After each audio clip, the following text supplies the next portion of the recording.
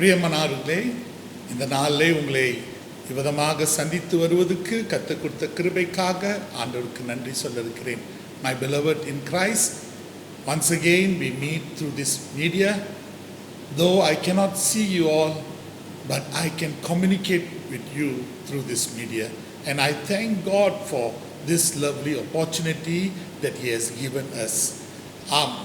உங்களை பார்க்க முடியல, ஆனால் தொடர்பு கொள்ள முடியும். இந்த செய்தி மூலியமாக, சத்தியத்தின் மூலியமாக, இப்படிப்பட்ட இந்த மீடியா மூலியமாக உங்களோட தொடர்பு கொள்ள கற்றுக் கொடுத்த இந்த ஸ்லாக்கியத்துக்காக ஆண்டவருக்கு நன்றி சொல்ல இருக்கிறேன். இந்த வேளை சங்கீதம் 116 1-2 வசனத்தை நான் வாசிக்க விருப்பப்பட இருக்கிறேன். ஆங்கிலத்தில் வாசிக்கிறேன், நீங்கள் தமிழில் கூட என்னோட வாசித்து வர கேட்டுக்கொள்கிறேன். I love the Lord because He has heard my voice and my supplication. Because He has inclined His ear to me, therefore I will call upon Him as long as I live. என் சத்தத்துக்கு அவர் செவி கொடுத்ததுனால நான் என் ஜீவனுள்ள நாளெல்லாம் அவரை தொழுது கொள்வேன், அவரை நோக்கி கூப்பிடுவேன் என்று சங்கீதக்காரன் சொன்னதை நாம் காண இருக்கிறோம். தேவஜனமே, வாருங்கள், நாம் கர்த்தரை நோக்கி ஜெப நிலையிலே இருப்போம். அன்பின் ஆண்டவரே, மெய்யாகவே சுவாமி, உம்முடைய பிரசன்னத்தை தேடுகிறோம், நாடுகிறோம் ஐயா. நீர் இல்லை என்றால் நாங்கள் ஒன்றும் இல்லை. Lord, at this day we come seeking your blessed face, Lord. If you are not there in our life, we are nothing, Lord. You are our meaning. You are the significance of our life, Lord. ஆண்டவரே, எங்களுடைய வாழ்க்கைக்கு அர்த்தம் நீர் ஐயா. காரணக்காரர் நீர் சுவாமி. ஆகையால் இந்த வேளையிலே நாங்கள் எங்களை படைக்கிறோம், ஒப்படைக்கிறோம். Lord, we give ourselves to you. We commit, Lord, this moment to you. We pray, we ask that you take full control. You reign in our midst, Lord. ஆண்டவரே, எங்கள் மத்தியிலே நீர் ஆளுகை செய்கிற தேவனாக இருக்கத்தக்க நாங்கள் ஜெபிக்கிறோம் ஐயா. இந்த நேரம் முழுது சுவாமி நீர் பொறுப்பெடுத்து உம்முடைய சித்தத்தின் பிரகாரமாக நடத்தி வரத்தக்க நாங்கள் ஜெபிக்கிறோம். மனுஷனுடைய யோசனை அல்ல, உம்முடைய யோசனை இந்த இடத்துல வழங்கப்பட. ஆண்டவரே, மனுஷனுடைய விருப்பம் அல்ல, உம்முடைய விருப்பம் இந்த நாளில் எங்கள் மத்தியிலே கட்டளையிடப்படத்தக்க நாங்கள் ஜெபிக்கிறோம், ஒப்புக் கொடுக்கிறோம். Lord, it is not our thoughts, your thoughts, Lord, be prevalent in our midst, Lord. Lord, we are here to please you and you alone, Lord. Therefore, all the more, you take full control of this service, Lord. Take full control of everything, Lord, that we are about to do, Lord. ஆமையா, நாங்கள் செய்ய வேண்டிய இருக்கிற ஒவ்வொரு காரியத்தையும் நீரே பொறுப்பெடுத்து நடத்தி வரத்தக்க நாங்கள் ஜெபிக்கிறோம். உம்முடைய ஜனங்களை உம்முடைய பாதத்தில் ஒப்புக் கொடுக்கிறோம் ஐயா. உம்முடைய ஜனங்களோடு தங்கும் ஐயா. உம்முடைய ஜனங்களை இன்னும் பலப்படுத்தும், விருத்தியாக்கும் ஐயா. அவர்களுடைய வாழ்க்கையில் எப்போதும் கர்த்தர் என்னோடு இருக்கிறார், என் கூட நடக்கிறார் என்று சொல்லத்தக்க நாங்கள் ஜெபிக்கிறோம். Oh, be with your people, Lord. Let your people know for sure, Lord, that you are a God who walks with them, who talks with them. You are a God who comforts them, who consoles them, Lord. Therefore, all the more we pray, we ask, Lord, that your people, Lord, will indeed, Lord, know for sure in their life that you are a God, Lord, who loves them, who cares for them, who inquire their needs, Lord. Amaya, உம்முடைய ஜனங்கள் இவ்விதமாக நீர் அவர்களை விசாரிக்கிற தேவனாக இருக்கிறேன் என்று உணர்ந்து கொள்ள, என் தேவன் என் தேவையை சந்திக்கிறவராக இருக்கிறார். என் தேவன் என்னுடைய காரியங்களை வாய்க்க செய்கிறவராக இருக்கிறார். கர்த்தர் என்னோடு இருக்கும்போது எனக்கு எந்த ஒரு பயமே இல்லை. Oh, if the Lord is with me, I need not fear. If the Lord indeed inquire of me, I know my needs are met. ஆம், தேவன் இவ்விதமாக என்னோட கூட இருந்தால் என் காரியங்கள் விசாரிக்கப்படும், என் தேவைகள் சந்திக்கப்படும் என்று உணர்ந்தவனாக இருக்கிறேன். ஆண்டவரே, ஐயா, வியாதியோடு இருக்கிற பிள்ளைகளை தொடும் ஐயா, கஷ்டத்தோட துன்பத்தோட. ஆண்டவரே, மெய்யாகவே வாழ்க்கையிலே குழப்பத்தோடு இருக்கிற பிள்ளைகளை நீ சந்தித்து வரத்தக்க நாங்கள் செபிக்கிறோம், ஒப்புக் கொடுக்கிறோம். Lord, all those who are sick, Lord, all those who are going through hardship, difficulty, those who are confused in life, Lord, not assured of things, Lord, be with them, Lord. You strengthen them, you heal them. Lord, you revive their soul, Lord. Let their life in you, Lord, be stable, Lord. We want to commit them to you, and we want to pray, Lord, that you will minister to them, Lord. We want to thank you for Pastor Joy, and Lord, for the ministry that she does in our church, Lord. We want to thank you for her son, her daughter, son-in-law, and grandchildren, Lord. We pray, we ask that you be with them all. Bless this family, Lord. Keep them, protect them from all harm and danger. ஆண்டவரே, இந்த நாளில் pastor ஜாய்க்காக நாங்கள் வருகிறோம் ஐயா. உம்முடைய ஊழியரை நீர் அங்கீகரித்து கனப்படுத்தி குடும்பத்தை காத்து கொண்டு வழிநடத்தத்தக்க ஜெபிக்கிறோம். மகளுக்காக நன்றி, கணவருக்காக நன்றி, பேரப்பிள்ளைகளுக்காக நன்றி, சாம்காக நன்றி. ஆண்டவரே ஐயா, இந்த குடும்பத்தை நீர் எல்லா நிலையிலும் உம்முடைய பாதுகாப்புக்குள் வைத்துக் கொள்ளத்தக்க உம்முடைய ஆசீர்வாதத்தால இந்த குடும்பத்தை நீர் நடத்தி வரத்தக்க ஜெபிக்கிறோம். ஒவ்வொரு LCC தலைவர்களுக்காக நன்றி ஆண்டவரே, அவர்களுடைய குடும்பத்துக்காக நன்றி. அவர்களுடைய வாழ்க்கையிலும் துணையுள்ள தேவனாக நீர் இருந்து ஆண்டவரே, அவர்களுடைய சூழ்நிலைகளை மாற்றி அமைக்கக்கூடிய தேவனாக இருக்கத்தக்க ஜெபிக்கிறோம், ஒப்புக் கொடுக்கிறோம். சபை மக்கள் அனைவரையும் உடைய பாத்திரம் ஒப்புக் கொடுக்கிறோம். அவர்களோடு நீர் பிரவேசிக்கத்தக்க நாங்கள் ஜெபிக்கிறோம். Lord, we want to commit, Lord, the LCC members, their family, Lord. We pray that you be with them, Lord. Be with their family, Lord. Work out everything for them, Lord. We also want to commit the church members to you. Lord, we pray that you bless our church, Lord. You bless our members, Lord. Whatever they do, Lord. Oh, Lord, we pray that your goodness, Lord, will be displayed in their life, Lord. We pray that you will bring fulfillment in their life, Lord. You will bring satisfaction in their life, Lord. And we pray, Lord, your success, Lord, your goodness, Lord, your greatness, Lord, will be felt in our church members' life, Lord. Bless this service. All through this service, Lord, we want to feel your presence, Lord. We want the Holy Spirit to move in our midst, Lord. ஆண்டவரே, இந்த ஆராதனையை ஆசீர்வதியும். இந்த ஆராதனை முழுது ஆண்டவரே உம்முடைய பிரசன்னத்தை உணர்ந்த நிலையிலே நாங்கள் இருக்கத்தக்க ஜெபிக்கிறோம். உம்முடைய ஆவியின் அசைவு இந்த இடத்துல இருக்கத்தக்க நாங்கள் ஜெபிக்கிறோம். ஒட்டைக்க வேண்டியதெல்லாம் உடைத்து போடும் ஐயா. தடைகளை நிர்மூலமாக்கும் சுவாமி. ஆண்டவரே, உம்முடைய நாமம் ஒன்று இந்த இடத்துல உயர்த்தப்படத்தக்க இயேசு இனி நாமத்திலே நாங்கள் வேண்டி கேட்டுக்கொள்கிறோம். ஆமென், ஆமென். பிரியமானவர்களே, இந்த வேளையிலே நாம் கர்த்தருடைய ஜெபத்திலே ஒருமனப்பட்டவர்களாக இருப்போம். Let us indeed come together with the Lord's Prayer. Though we have no worship, but we can always look to God in worship, in praises. Let's pray.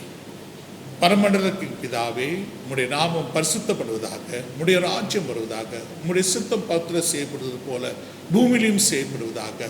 ஆனால் ஆகாரத்தை எங்களுக்கு தாரும். எங்களுக்கு விரோதமாக நாங்கள் குற்றம் செய்ய மன்னிக்கிறது போல எங்கள் குற்றங்களை நீர் மன்னியும். எங்களை சோதனை பிடிச்சிடாமல் தீமை ரட்சித்துக் கொள்ளும். உம்முடைய ராஜ்யம் வல்லமையும் மகிமையும் என்றென்றைக்கும் உரியதே.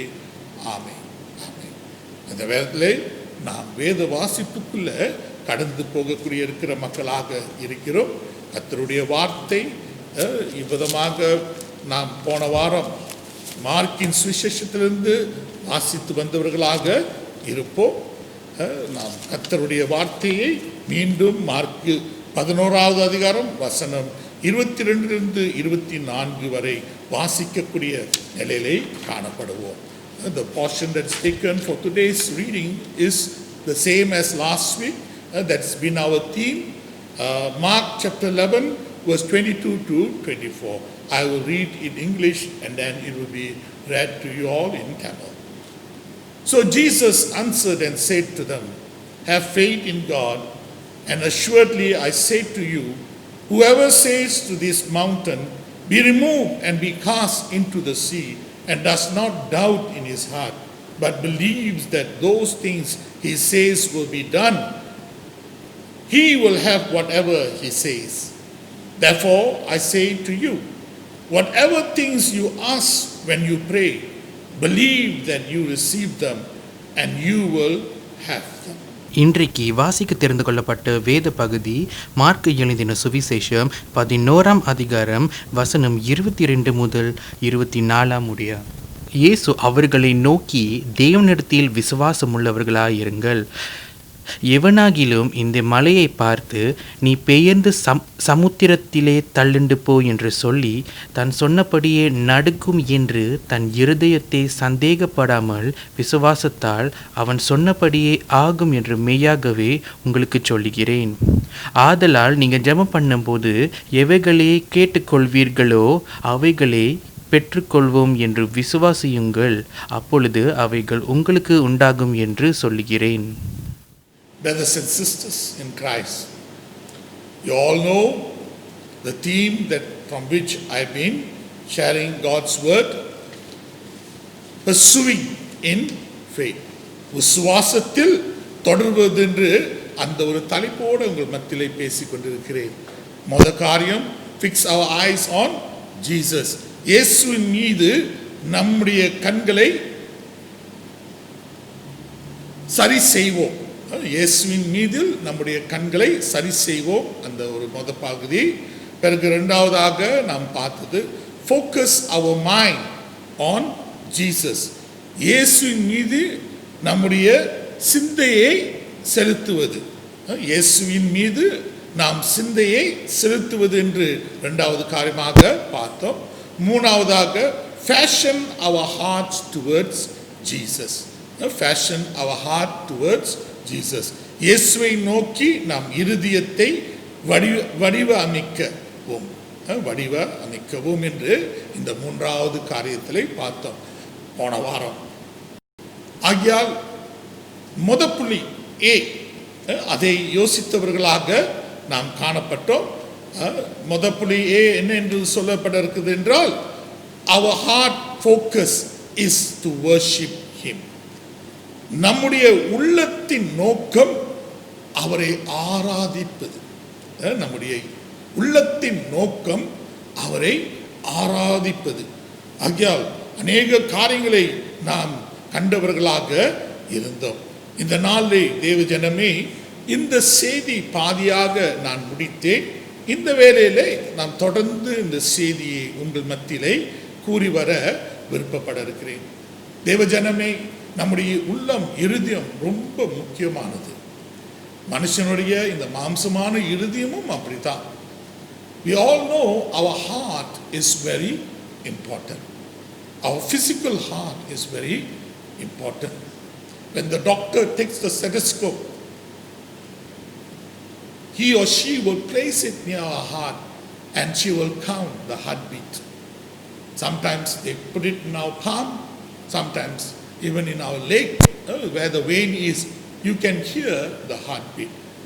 ஒரு டாக்டரை நம்ம பார்க்கும்போது ஸ்டெத்தஸ்கோப் எடுத்து அவங்க எங்கே வைப்பாங்க? நம்முடைய இருதயத்துக்கு முன்பாக வைத்து பிறகு எண்ணெய் கொள்ளுவாங்க.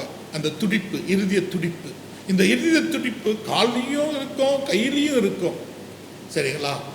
எங்கெங்கெல்லாம் நரம்பு ஓடுதோ அங்கெல்லாம் நம்ம என்ன காண முடியும்? இந்த இருதய துடிப்பை காணலாம். மாணவர்களே, நம்முடைய இருதய துடிப்பு அப்படியே மெதுவாக குறைஞ்சி போனா ஆபத்துங்க. When our heartbeat, when it becomes slower, when the beat is reducing, that is dangerous. That's alarming. And when there's no heartbeat at all, what does it talk about? You are dead. ஆமாங்க, இவ்விதமாக இந்த இருதய துடிப்பு இல்லாம போயிடுச்சுன்னா நம்ம செத்துட்டோன்னு அர்த்தம். அப்ப இருதயம் நம்முடைய வாழ்க்கையில ரொம்ப ரொம்ப முக்கியமானது. The heart, the physical heart is very, very important. Without the physical heart, we cannot survive. Our heart must continue to beat. நம்முடைய இருதயம் தொடர்ந்து அது துடித்து கொண்டு இருக்கும், நிப்பாட்ட முடியாது. நம்ம தூங்கினாலும் நம்முடைய இருதயம் துடித்து கொண்டே இருக்கும். Yes, even when we sleep, our heartbeat will continue.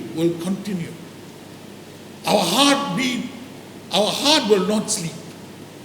So, people, our heart must always be activated. தேவ ஜனமாக நாம் ஆண்டவருக்காக வாழும்போது நம்முடைய இருதயம் எப்பொழுதும் ஆண்டவருக்குள் செயல்படக்கூடிய நிலையில இருக்கணும். அதுக்கு ஓய்வு மட்டும் நம்ம கேட்டக்கூடாது. கேட்டோம் நமக்கு அம்பம். We never ask the heart to rest. We never tell them when you sleep for a while. If we do that, we are asking for trouble. We will die. We will die. Likewise, in our spiritual life, our heart must continue to work for the Lord, must continue to worship God, to serve God. Church, from the scripture that we read in Mark chapter 11, there we see in verse 23, here Mark says, and does not doubt in his heart, and does not doubt in his heart. Do you know where doubt attacked us? Doubt attacked us at our heart. தேவஜனமே, இங்க மார்க்கின் சுவிசேஷத்துல அங்க சொல்லப்படுகிறது, உங்க இருதயத்துல நீங்க சந்தேகப்படக்கூடாது. உங்க இருதயத்துல சந்தேகப்பட. சந்தேகம் எங்க தாக்குது? வேதம் சொல்ல இருக்குது, சந்தேகம் இருதயத்துல தாக்கக்கூடிய காரியமாக இருக்குது. இன்னைக்கு இருதயத்துல நம்ம தாக்கப்படும் போது அங்கதான் நம்முடைய வாழ்க்கையே இவ்விதமாக அலமோதக்கூடிய நிலையில இருக்குது. Yes, when we are struck at our heart by doubt, our whole life is indeed shaken.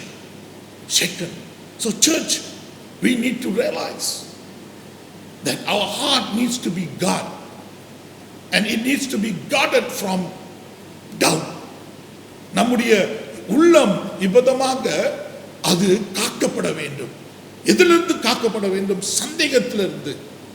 நம்ம சந்தேகப்பட்டா ஒரு காரியமும் தேவனுக்கு தந்து பெற முடியாது என்று நான் என்ன சொன்னேன். I told you all, if you have doubt in your heart, then you cannot receive anything. Because without faith, you cannot please God.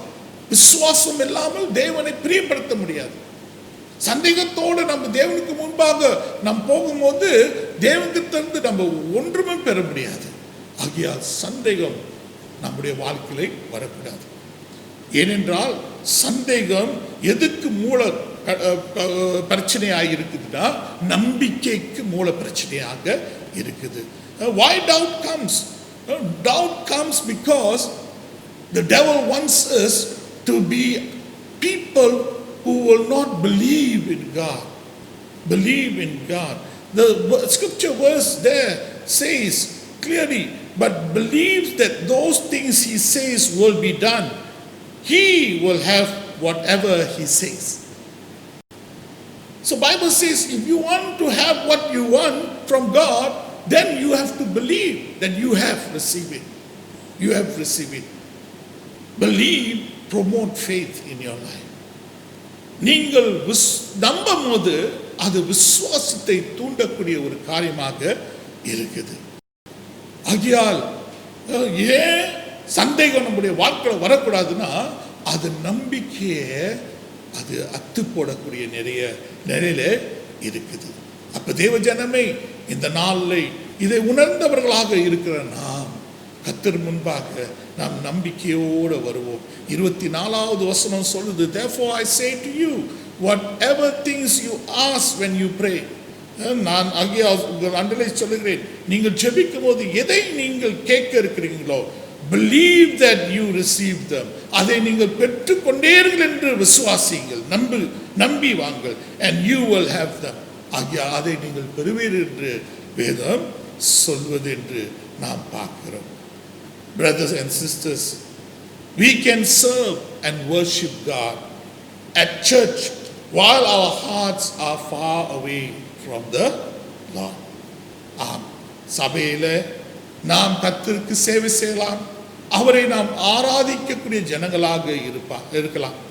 அப்படி இருந்தாலும் நம்முடைய உள்ளம் தேவனை விட்டு தூரமாக இருந்தால் அது பிரயோஜனமே இல்லைங்க. இந்த நிலையில நான் ரொம்ப கஷ்டப்பட்டிருக்கிறேன். சில நேரத்தில் ஆண்டவருக்கு முன்பாக நான் ஜெப செய்யணும்னு சொல்லி அமர்ந்து இருக்கிற நேரத்தில் உங்களுக்கு தெரியுமாங்க, இந்த சிந்தை அலமோதி இருக்கிற ஒரு நிலையில இருக்கும். ஜெபம் செய்யலான்னு நினைக்கும் போது அந்த சிந்தை இந்த சிந்தை நம்ம மூளையை அப்படியே கட்டி வைத்திருக்கும். சில நேரத்தில் இம்மீடியட்டா ஜெபிக்க முடியல. Sometimes I go into a time of prayer. I want to pray. As I am praying, a lot of things cloud my mind. My mind is not steady, not right before God. And it's too difficult. It's too difficult to just go and pray. Because my heart is not in rest. My mind is indeed clouded. So it's very difficult. That's why what I do is, before I pray, I worship, I praise God. I sing songs of praises to God. You know, as I am praising God, then I see there is a great liberty coming into my heart. நான் கர்த்தரை துதிக்க துதிக்க துதிக்க தேவஜனமே என்ன நடக்குது என்றால் ஒரு விடுதலையை நான் அடைகிறேன். துதியில மெய்யாகவே வல்லமை உண்டுங்க. கர்த்தரை துதிக்கக்கூடிய இருக்கிறவர்கள் கர்த்தருடைய உள்ளத்தோட இவ்விதமாக இணைந்து போக இருக்கிறவர்களாக இருக்கிறார்கள். When we start praising God, worshiping God through praises, then we see our heart becomes aligned with God. And after that, when we pray, it is no more a difficulty. Before you pray, praise God. And I tell you, when you are praising God, your soul is lifted up before God. Your spirit man is lifted up before God. ஆம், நீங்கள் கர்த்தரை துதித்து அவரை ஆர்ப்பரித்து அவருடைய நாமத்தை மேன்மைப்படுத்தி மகிமைப்படுத்தி நீங்கள் அவதமாக வரும்போது, பிரியமானவர்களே, உங்களுடைய உள்ளான மனுஷனும் உங்களுடைய ஆத்மா கூடிய இருக்கிற அந்த நிலை உயர்த்தப்படக்கூடிய நிலையாக இருக்கும். Then it is easy to enter into God's presence in prayer. அதுக்கு பிறகு ஜெபத்துல கர்த்தருடைய பிரசன்னத்துக்குள்ள போவது அது சுலபமான ஒரு காரியம். ஆம் பிரியமானவர்களே, ஜெபத்துல நம்ம போகும்போது நம்ம என்ன சொல்றோம்? ஆண்டவரே நீர் எனக்கு வேண்டும். When we enter into a time of prayer, what do we say? Lord God, I just want you. I want to be close to you. உமக்கு முன்பாக நெருங்கின ஒரு நிலையிலே நான் வர ஆசைப்படுகிறேன். God, I need you because I am full of trouble. ஆண்டவரே நீர் எனக்கு தேவையுள்ளவராக இருக்கிறார். ஏனென்றால் என் வாழ்க்கை பிரச்சனைக்குரிய நிலையில இருக்குது. உன் வார்த்தை சொல்லுது, நான் உன் நடுநிலை நெருங்கி வரும்போது நீர் என் நடுநிலை நெருங்கி வருகிறேன். Yes, the word of God says, draw near to God and he will draw near to you. Lord, I come, I come. Yes, that's why I don't pray first, I worship him first through praises. துதி மூலமாக நான் அவரை ஆராதித்து தருக்கு ஜெப நிலையில நாம் நுழையும் போது ரொம்ப சுலபமாக இருக்குது. Praising sets the mind and heart in right alignment with God. நாம் கர்த்தரை துதித்து வரும்போது நம்முடைய சிந்தையும் உள்ளமும் தேவனோட ஒருமைப்பாட்டுக்குள்ள வரக்கூடிய நிலையிலே காணப்பட இருக்குது. You know what happens when you praise God. கர்த்தரை நீங்கள் துதிக்கும் போது என்ன நடக்கும் என்று நீங்கள் உணர இருக்கிறவர்களாக இருக்கிறீங்க. When we praise God, God elevates our heart. நாம் கர்த்தரை துதிக்கும் போது கர்த்தர் நம்முடைய உள்ளத்தை அவர் உயர்த்தவராக இருக்கிறார். We know that God delights in our worship. தேவன் நம்முடைய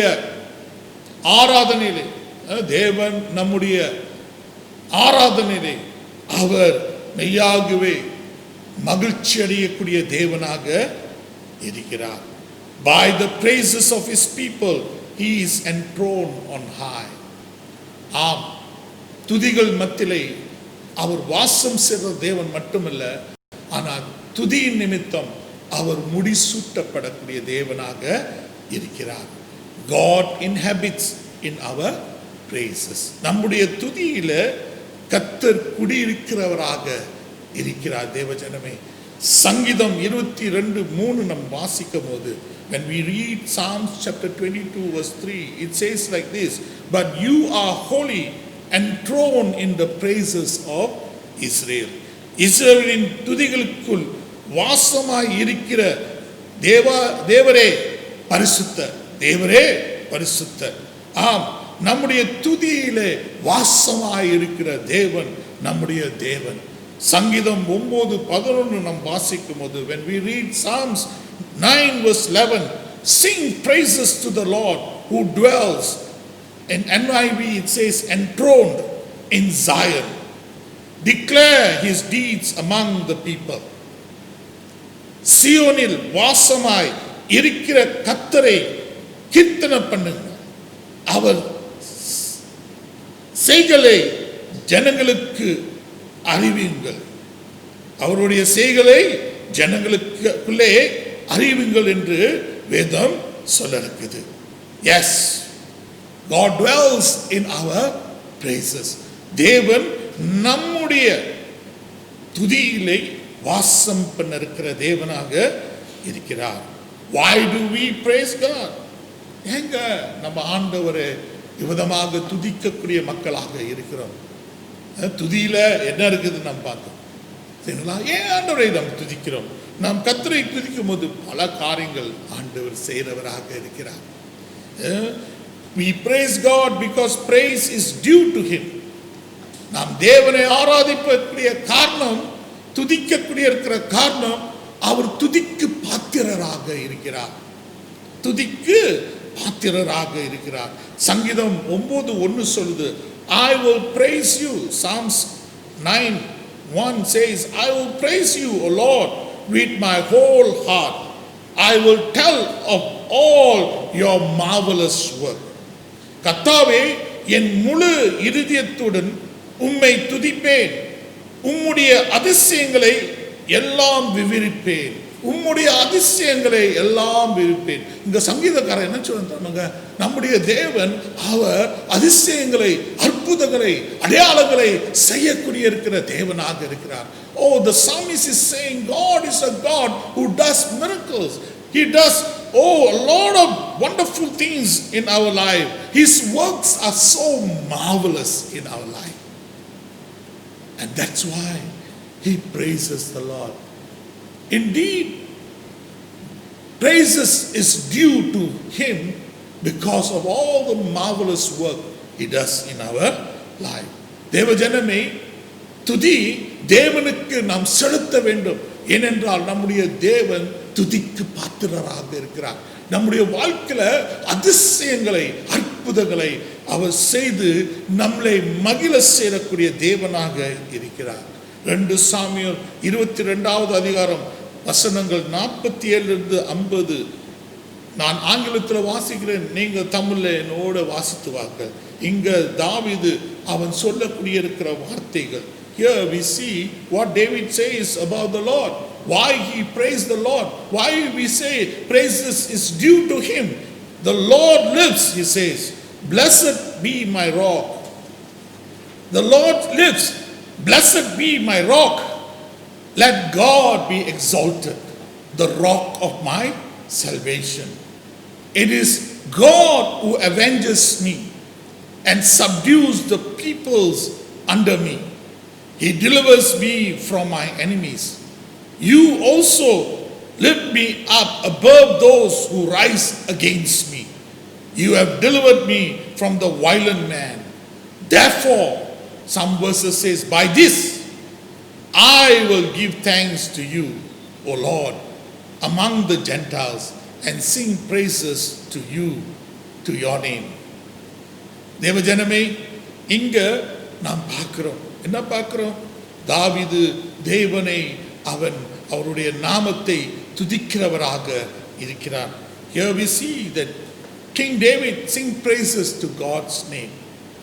Firstly, he said, God is his rock and the rock of his salvation. முதலாவது நாம் பார்க்கிறோம், அவன் என்ன சொல்றான்? கர்த்தர் என் கன்மலையாக இருக்கிறார், என் கன்மலையின் ரட்சிப்பாக இருக்கிறார். When we talk about the rock, it refers to something that is strong, that is hard and stable. இன்னைக்கு கற்பாறை என்று சொல்லும் போது அது பலமானது, அது ரொம்ப கடினமானது, ரொம்ப ஹார்டானது. அதே சமயத்தில் அது நிலையானது, கல்லு மேல நிற்கலாங்க, நிலையானது. It is strong, hard and rock. And by this, what does David trying to say? He is saying, God is my strength, God is my impenetrable protection, and God is my stability. இது நிமித்தம் தாவீது என்ன சொல்லுகிறார்? தேவன் என்னுடைய பலனாக, என்னுடைய சத்துவமாக இருக்கிறார். அவர் நுழையாத முடியாத பாதுகாப்பாக இருக்கிறார். ஒரு பிசாசோ யாரும் நுழைய முடியாதுங்க. அப்படிப்பட்ட ஒரு பாதுகாப்பாக அவர் இருக்கிறார். My impenetrable protection, and last, my stability. My stability. எனக்கு என் கால்களுக்கு உறுதியுள்ள தேவனாக இருக்கிறார். உறுதியோட அசையாமல் என்னை நடத்தக்கூடிய தேவனாக இருக்கிறார். Secondly, he said, God fights the battle for me and my enemies are subdued by him. இரண்டாவதாக அவன் என்ன சொல்லுகிறான்னா, யுத்தம் தேவன் எனக்கு செய்தவராக இருக்கிறார். என் எதிரி அவரால் அடங்கப்பட்ட நிலையில அவர் வைப்பார். நம்முடைய எதிரியை அடக்கிறவர் வேற யாரும் இல்லை, நம்முடைய தேவன் தான். It is only God who subdue our enemies, and not only subdue, he fights the battle for us. நமக்காக யுத்தம் செய்த தேவனாக இருக்கிறார். மூன்றாவதாக தாவீது என்ன சொல்றார்? Thirdly, he said, it is God who lifts you up above those who rise against you. உனக்கு எதிராக எழும்ப இருக்கிறவர்கள் மத்தியிலே உன்னை தூக்கி எடுக்கிற தேவனாக அவர் இருக்கிறார். ஆம், நம்முடைய வாழ்க்கையில் பல சூழ்நிலைகள் எதிர்நோக்கி வரலாம், எழும்பி வரலாம். அதை பார்க்கும்போது ஐயோ ரொம்ப கஷ்டமா இருக்குதே, ரொம்ப பெரிய பிரச்சனையா இருக்குதே, கொலையாட் போல பிரச்சனை நம்மை சுற்றி வரலாம்.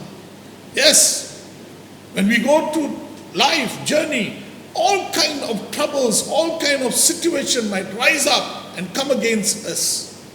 But our God is a God who will indeed subdue our enemy, and he will make us to rise up against our enemies. Yes, in David's life, Goliath is a 9-footer.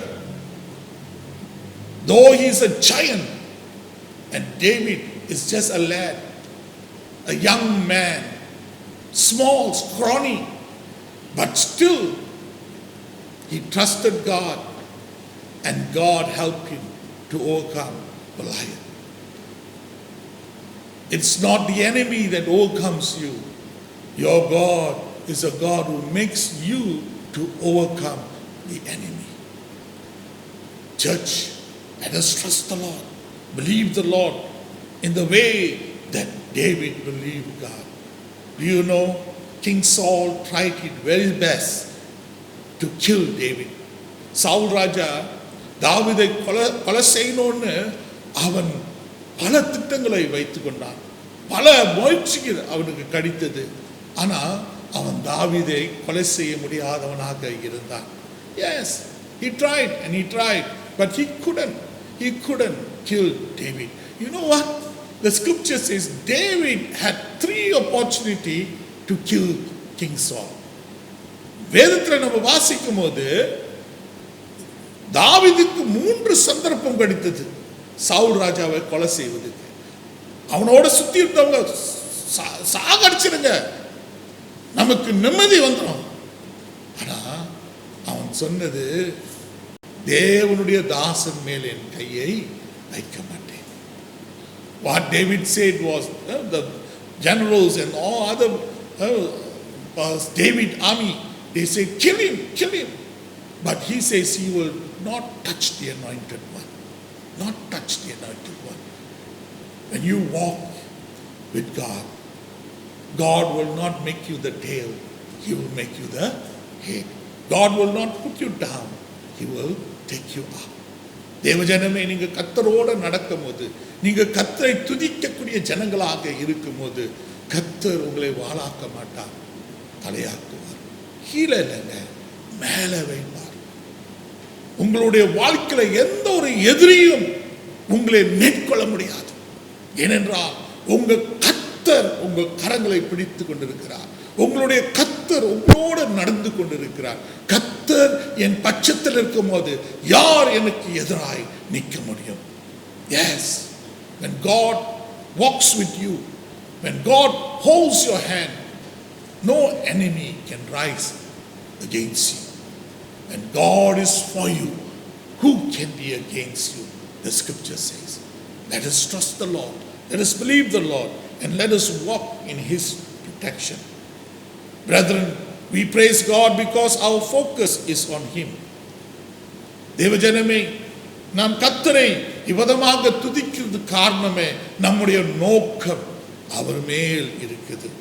The psalmist in Psalms 121 verse 1 and 2 says, I will lift my eyes to the hills, from whence comes my help? My help comes from the Lord who made heaven and earth. எனக்கு ஒத்தாசை வரும் பரலோகத்திற்கு நேராக என் கண்களை ஏறெடுப்பேன். வானத்தையும் பூமியும் உண்டாக்கின கர்த்தரிடத்திலிருந்து எனக்கு ஒத்தாசை வரும். உங்களுக்கு ஒத்தாசை செய்யறவர் யார் தெரியுமாங்க? வானத்தையும் பூமியும் உண்டாக்கின தேவன். நீங்களும் நானும் என்ன செய்யணும்? நம்முடைய கண்களை அவர் மேல் ஏறெடுத்து வர வேண்டும். Do you know who is the one that helps you? The one who helps you is the creator of heaven and earth. When you lift up your eyes towards Him, He is there to help you. When the Lord helps you, nothing can come in between. கர்த்தர் உங்களுக்கு உதவி செய்கிறவராக இருக்கும்போது ஒருபோதும் எந்த ஒரு காரியம் உங்களுக்கு தொல்லையாக இருக்காது. We can't live like this. நாம் தொடர்ந்து இப்படி வாழ முடியாதுங்க. இன்னைக்கு சந்தேகத்தோட நம்ம வாழ்ந்து வந்தோம் என்றால் நாம் முழுகிடுவோம். If we continue to live our life with doubt, then we will drown. Like Peter drowned, we will drown. Our heart have to be desperate for God, and if we are not desperate for Him, that is a problem. நம்முடைய இருதயம் தேவனுக்கு முன்பாக ஏங்கக்கூடிய நிலையில இருக்கணும். ஆண்டவரே, நீர் எனக்கு வேண்டும், நீர் எனக்கு வேண்டும். ஆண்டவரே, நீர் இல்லை என்றால் நான் ஒன்றும் செய்ய முடியாது.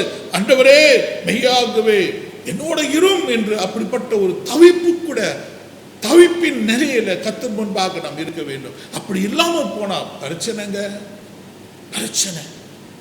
யோசபாத் ராஜா, king ஜோஷபாத் did not trust in himself or the armies he had. யோசபாத் ராஜா அவன் மேல் அவன் நம்பிக்கை வைக்கவில்லை. அவனுடைய இராணுவத்தின் மேல் அவன் நம்பிக்கை வைக்கவில்லை.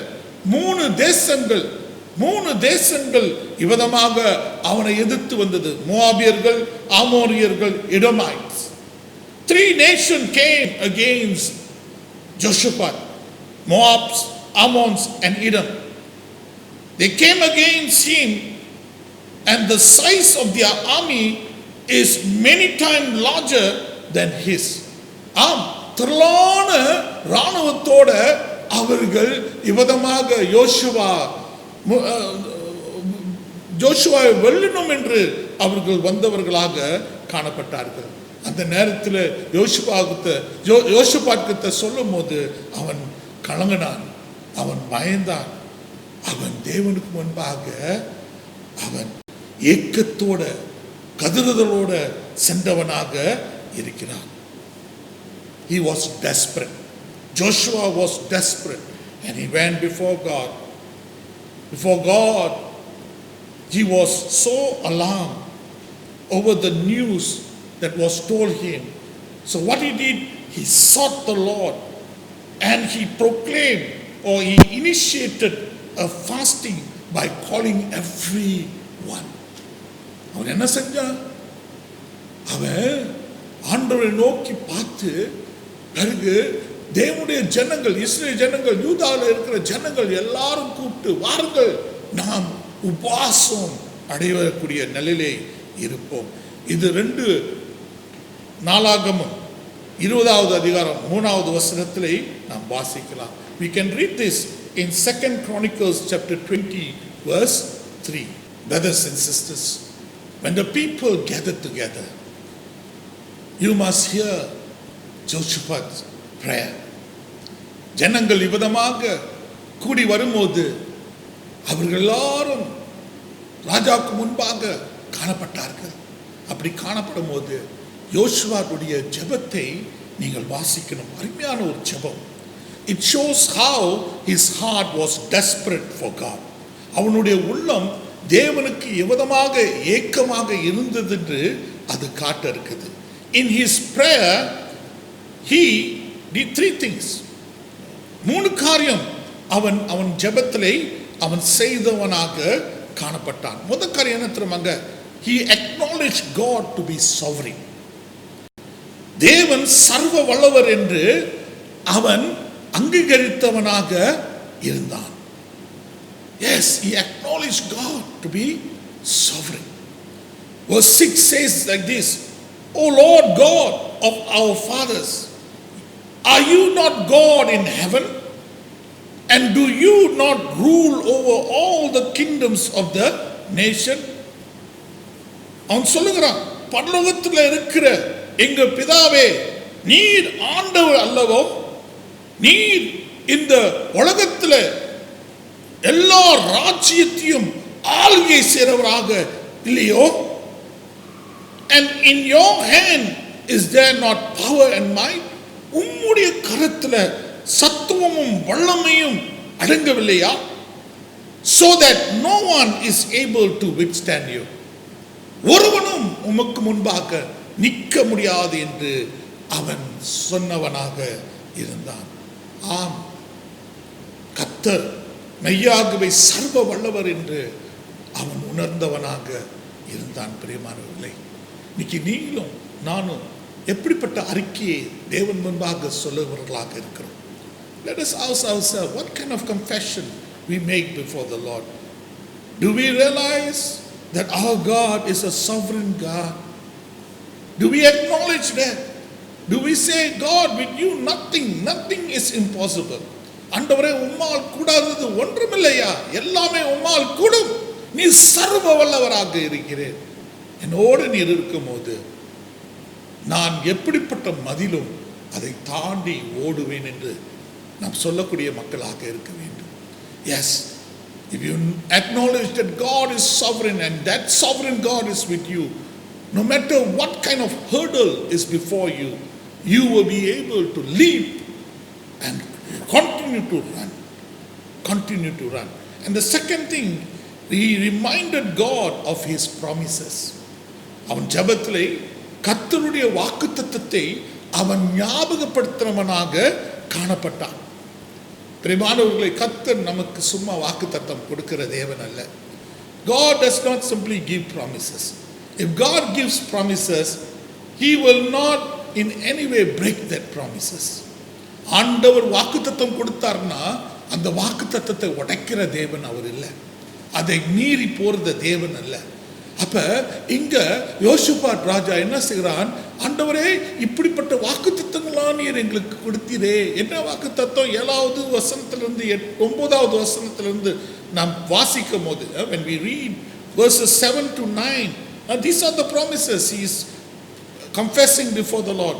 Are you not our God, who drove out the inhabitants of this land before your people Israel and gave it to the descendants of Abraham, your friend forever. ஆம், ஆபிரகாம் உன்னுடைய நண்பனுக்கு முன்பாக இந்த கோத்திரத்தை நீர் கொடுத்துக்கலையா இஸ்ரேலுக்கு? இந்த நிலம் இப்ப இருக்கிற நாங்க வாழக்கூடிய இருக்கிற இந்த நிலம் ஆபிரகாமுக்கு நீர் கொடுத்த தேவன் அல்லவா அப்படின்னு அவன் ஞாபகப்படுத்தவனாக இருக்கிறான். And they dwell in it and have built you a sanctuary in it for your name, saying, if disaster comes upon us, sword, judgment, pestilence or famine, we will stand before this temple and in your presence, for your name is in this temple, and cry out to you in our affliction, and you will hear and save. ஆமா, இந்த நிலம் நீர் கொடுத்த நிலத்துல நாங்கள் உமக்கு ஒரு தேவ ஆலயத்தை கட்டி நாங்கள் இவ்விதமாக இந்த தேவாலயத்திலிருந்து உம்முடைய நாமத்தை நாங்கள் கூப்பிடும் போது பட்டையிலிருந்து, நியாய தீர்ப்பிலிருந்து, வாதையிலிருந்து, பஞ்சத்திலிருந்து நீர் எங்களை விடுவிக்கக்கூடிய தேவனாக அல்லவோ? ஏனென்றால் இந்த ஆலயத்தில் நான் என்னுடைய நாமத்தை வைத்து விடுவேன் என்று சொன்ன கர்த்தர் நீர். அல்லேலூயா. இப்படிப்பட்ட சூழ்நிலையிலிருந்து எங்களுடைய சத்தத்தை கேட்டு ரட்சிக்கிறவர் நீர் என்று அவன் ஞாபகப்படுத்தினவனாக இருக்கிறான். தேவஜனமே, கர்த்தருடைய வார்த்தை, வாக்கு தத்தத்தை நீங்கள் இவ்விதமாக சொல்லி கர்த்தர் முன்பாக ஜெபித்து வரும்போது கர்த்தர் உங்களுக்கு இறங்குவார். ஏனென்றால் அவர் ஒரு மனுபுத்திரன் அல்ல பொய் சொல்லுவதற்கு. கர்த்தர் சொன்னதை அவர் செய்து முடிக்கக்கூடிய தேவனாக இருக்கிறார். மூன்றாவதாக தேவஜனமே, அவன் என்ன செஞ்சான்? கர்த்தர் அவனை நிரூபிக்கப்பட்டவர் என்று அவன் தேடினான். The third point is this: he sought God for his vindication. The word vindication says to show or prove justice. நிரூபிக்கப்பட்டவர் என்று சொல்லும்போது நியாயத்தை விசாரிக்கிறவர், நியாயத்தை காட்டக்கூடியவர் என்று சொல்லக்கூடிய ஒரு வார்த்தையாக இருக்குது.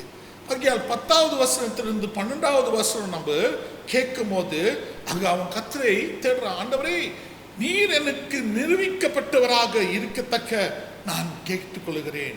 என்ன சொல்லுகிறான்? And now here are the people of Ammon, Moab, Mount Seir, whom you would not let Israel invade when they came out of the land of Egypt, but they turned from them and did not destroy them. Here they are, rewarding us by coming to throw us out of your possession, which you have given us to inherit. O our God, you will not judge them, for we have no power against this great multitude that is coming against us, nor do we know what to do, but our eyes are upon you. இங்க யோசுபாட் என்ன சொல்லுகிறான்? ஆண்டவரே பாருங்க, இந்த ஆமோரியர்கள், மோபாரியர்கள், இந்த mount சேர்கள், இந்த மக்கள் நாங்கள் இவ்விதமாக எகிப்திலிருந்து வரும்போது அவங்களை ஒன்று செய்யாது என்று நீங்க சொல்லி அவர்களை விட்டுருங்கள் என்று சொல்லும் போது நாங்கள் விட்டோம். ஆனா இப்ப இந்த ஜனம் என்ன செய்யுது? நாங்கள் இருக்கிற இந்த தேசத்திலிருந்து எங்களை அவர்கள் இவ்விதமாக விரட்ட பார்க்க இருக்கிறார்கள். ஆண்டவரே, நீர் அவர்களுக்கு முன்பாக ஒரு நியாய தீர்ப்பாக இருக்க வேண்டும் என்று அவன் சொல்லுகிறான். ஆம், இந்த திரளான ஜனங்களை மேற்கொள்வதற்கு எங்களுக்கு பலனில்லை, சத்துவம் இல்லை. ஆண்டவரே, நாங்கள் என்ன செய்வோம்? ஆனால் எங்களுடைய கண்கள் உம்மை நோக்கி பார்க்குது, உம்மை நோக்கி பார்க்குது. Yes, he says, but our eyes are upon you. We don't know what to do, Lord. This is a great multitude. How are we going to go against them, fight against them? We don't have that amount of people. எங்களுக்கு அவ்வளவாக ஜனங்கள் அல்ல, வீரர்கள் அல்ல. 3 ஜாதிகள், 3 நாடுகள் இவ்விதமாக எங்களுக்கு விரோதமாக வருது. 3 nations, Lord, it's coming against us. What are we to do? நாங்கள் என்ன செய்வோம்? நாங்கள் என்ன செய்வோம்? அவன் கேட்கிற, ஆண்டவரே, நிரூபி காட்டக்கூடிய தேவனாக நீர் எங்களுக்கு முன்பாக இருக்க வேண்டும். உங்களுக்கு தெரியுமா, அங்க நம்முடைய தேவன் நிரூபி காட்டக்கூடிய தேவனாக இருக்கிறார். Do you know that our God is a God who vindicates? He will not put you and I to shame. He will vindicate when our eyes is upon Him. When we seek God with all our heart, when we tell God, our eyes is upon you. When our eyes is upon the Lord, then our heart yearns for Him. நம்முடைய கண்கள் கர்த்தரை நோக்கி பார்க்கும்போது, அப்ப உள்ளத்தின் அளவிலிருந்து நாம் அவருக்கு முன்பாக ஏங்கக்கூடியவர்களாக இருக்கிறோம். We are desperate for Him. ஆம், நாம் அவர் அண்டையிலே வருந்துவர்களாக இருக்கிறோம். பிரியமானவர்களே, what was God's answer? தேவனுடைய பதில் என்னங்க? God spoke through His prophet named Jahaziel, son of Zechariah. ஜஹாசியல் என்று சொல்லப்பட்டிருக்க தீர்க்கதரிசி மூலமாக, ஜக்கரியாவுடைய குமாரன் ஜஹாசியல், அவன் மூலமாக கர்த்தர் பேசினார். என்ன பேசினார்? He gave them, God gave them word of assurance. உறுதி கூடியிருக்கிற வார்த்தையை கர்த்தர் அவர்களுக்கு கொடுத்தார். 15வது வசனத்தை ஆங்கிலத்தில் நான் வாசிக்கிறேன், தமிழில் நீங்கள் விதமாக வாசித்துக் கொள்ளுங்கள். Listen, all you of Judah and you inhabitants of Jerusalem, and you King Josaphat, thus says the Lord to you, do not be afraid nor dismay because of this great multitude, for the battle is not yours but God's.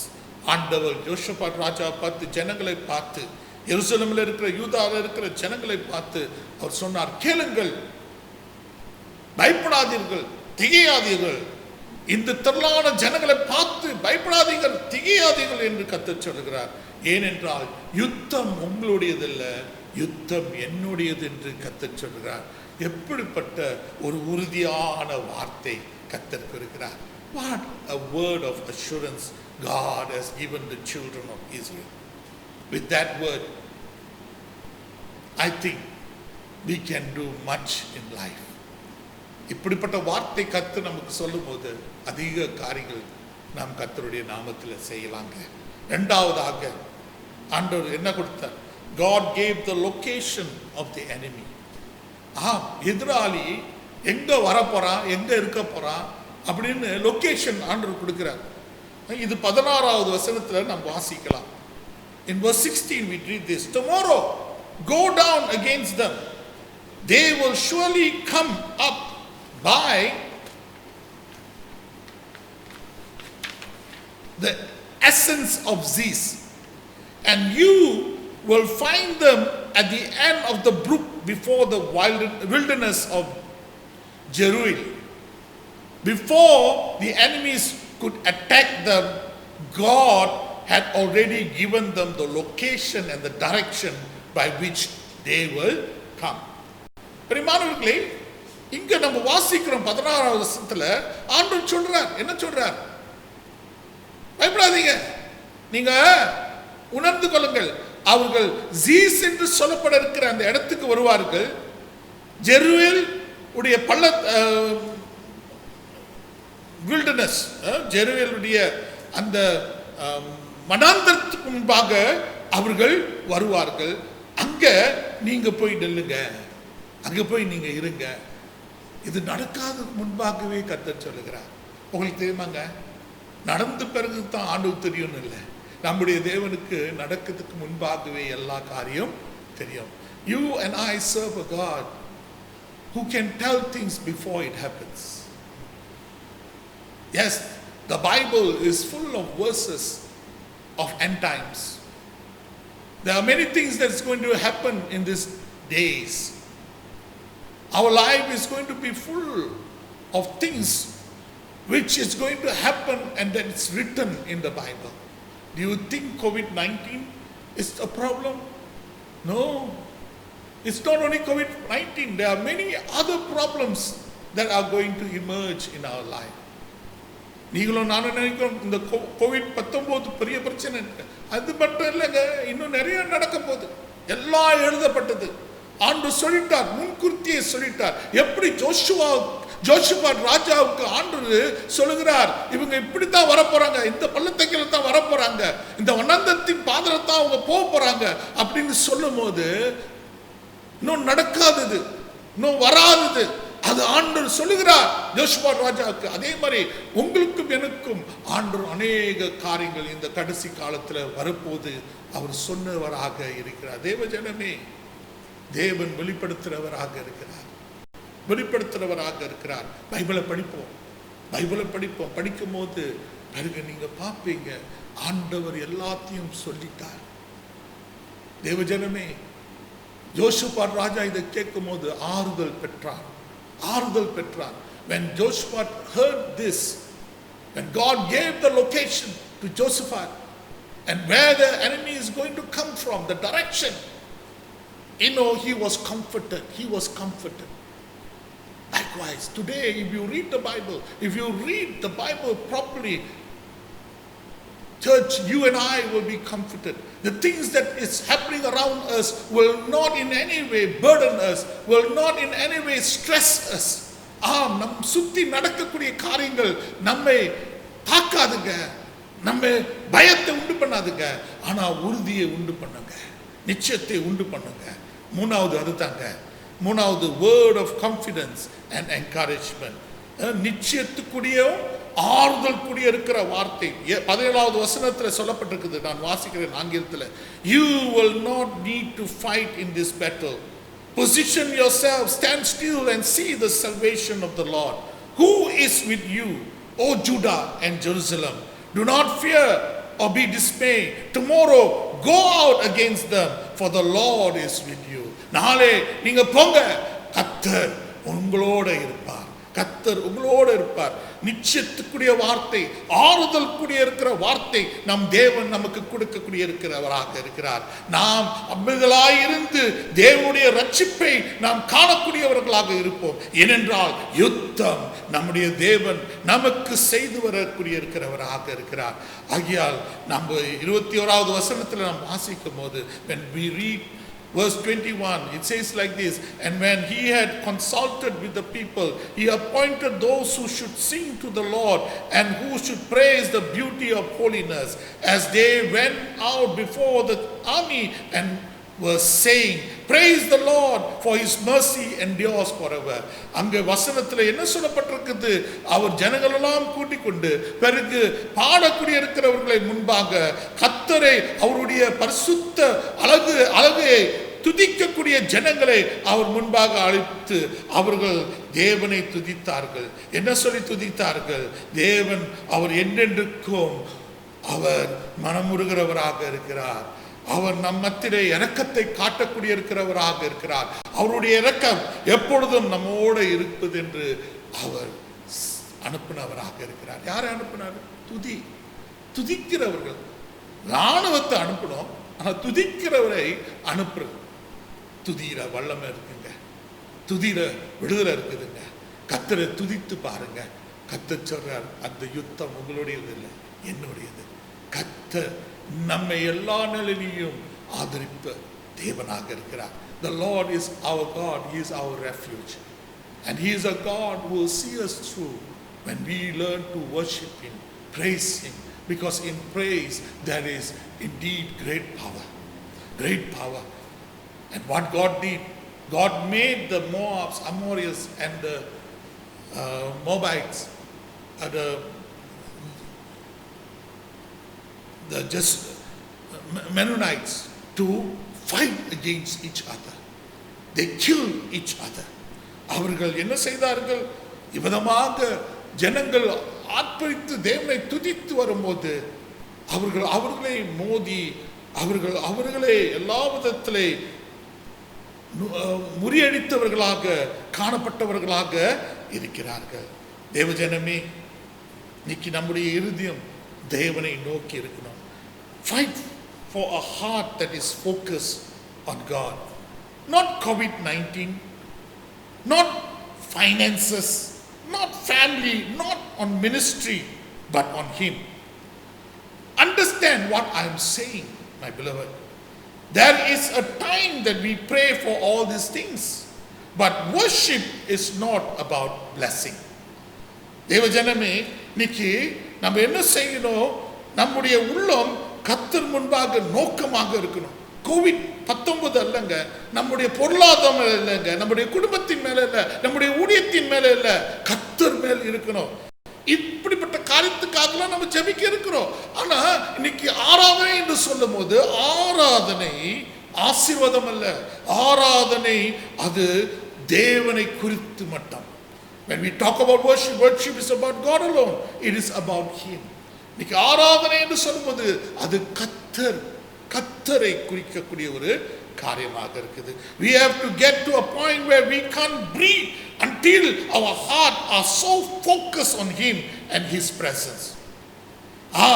நாம் எப்படிப்பட்ட ஒரு கட்டத்துக்கு வரணும்னா, மூச்சு திணறக்கூடிய இருக்கிற நிலையில நம் கர்த்தர் முன்பாக வந்து அவரே நோக்கமாக நாம் பார்த்து அவருடைய பிரசன்னமே சகாயம் என்று எண்ணி நாம் வரக்கூடிய இருக்கிறவர்களாக இருக்கிறோம். Do you want God? தேவன் வேணுமா உங்களுக்கு? அப்படி வேணும் என்றால் அவரை ஆராதிக்க, அவரே மட்டும் ஆராதிக்கக்கூடிய ஜனங்களாக நாம் இருப்போம். Dear brethren, the one thing that you want in your life that you can't live without is God. தேவ ஜனமே, ஒரு காரியம் உண்டு என்றால் நீங்கள் வாழாமல் நீங்க வாழணும், அந்த வாழ்வில் நீங்க தொடரணும் அப்படி என்று சொல்லும் போது அது தேவன் மட்டுங்க, தேவன் மட்டும். அவர் இல்லாம நாம் வாழ முடியாது. எஸ் சொன்னார், apart from me you can do nothing. என்னென்று உன்னால ஒன்றும் செய்ய முடியாது. என் ஆண்டவர் ஒருவரே நாம் ஆராதிக்கிறவர்களாக இருப்போம், ஜெபிப்போம். அன்பின் ஆண்டவரே, இந்த நேரத்துக்காக நன்றி, உம்முடைய வார்த்தைக்காக நன்றி, எங்களோட பேசி வந்ததுக்காக நன்றி. ஆண்டவரே, தொடர்ந்து உம்மை ஆராதிக்கக்கூடிய ஜனங்களாக நாங்கள் எழும்பத்தக்க நாங்கள் ஜெபிக்கிறோம். Lord, let us be people who will rise up to worship you, who will rise up from the heart, Lord, to worship you, because worship is due to you, Lord. ஆண்டவரே, ஆராதனைக்குரிய பாத்திரர் நீர் ஐயா. நாங்கள் உம்மை ஆராதிக்கிற காரணம் நீர் வல்ல தேவன், நீர் அருமையான தேவன், அதிசயங்களை செய்யக்கூடிய தேவன், எங்களுக்காக ஆண்டவரே யுத்தம் செய்யக்கூடிய தேவனாக இருக்கிறீர். Yes, Lord. Worship belongs to you, Lord.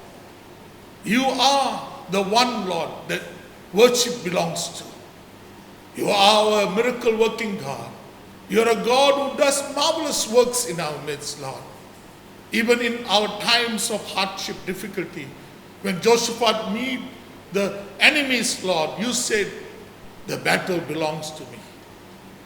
Be still and see the salvation of God. அமைதலாயிருந்து தேவனுடைய ரட்சிப்பை காணுங்கள் என்று ஜோஷுவா ராஜா பார்த்து நீங்க சொன்னீங்க. இந்த நாளே அபதமாக நாங்கள் கடந்து போகக்கூடிய இருக்கிற இந்த யுத்தத்திலையும் எதிராளியை நோக்கி நாங்கள் போகும்போதும் ஆண்டவரே, அமிர்தராயிருந்து உம்முடைய ரட்சிப்பை நாங்கள் காண்போம். எங்கள் ஜெபத்தை கேட்டு எங்களை ரட்சிக்கக்கூடிய தேவன் நீர்.